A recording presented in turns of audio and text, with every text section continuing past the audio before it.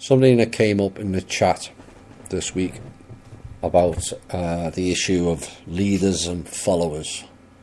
And it's something I felt we should touch on to a wider audience. Now, some don't like the term followers, but right throughout history, there has always been followers.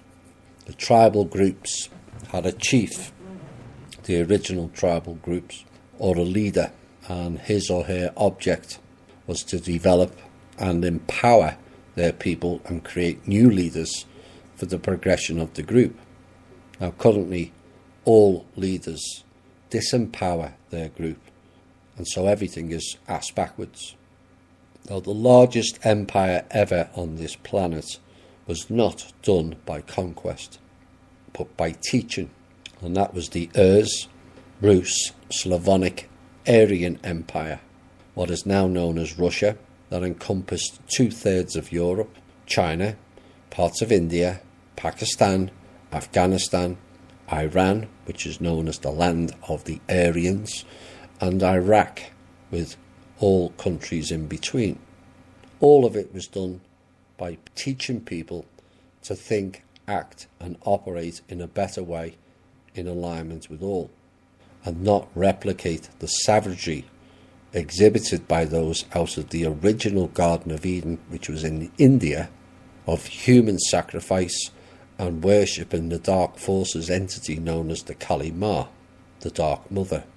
All of those people followed the path laid out, and it was bringing peace to the planet. So there's nothing wrong with following as such. Not all can be leaders. And isn't not the case when there is too many leaders, it often leads to squabbling over who is the most important. The being known as Jesus, whose real name was Radomir, he was a Rus.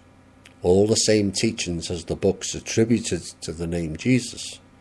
But it said, "Don't follow me," did it not? And what he's referring to by me is, you are not following the person, but the teachings are the important aspect. Big difference. That's the empowering aspect. What is not empowering is people saying they are following Jesus the man. I hear people say, "I'm good as I follow Jesus and I read all his books." Except A, Jesus never wrote any books, and there was no letter J until the 1400s. And B, if Jesus wrote the Texas Chainsaw Massacre book, would you all become homicidal maniacs? So it's not about who wrote or who was quoted in the books, but how you choose to go on a certain path. It has nothing to do with Jesus and everything to do with you. I've said it about myself in this show, and the same applies. I showed people a path of betterment and truth in many aspects of life, but the fact that you chose to walk it is all down to you, not me. It's like people saying, "I go to church and my church does good things."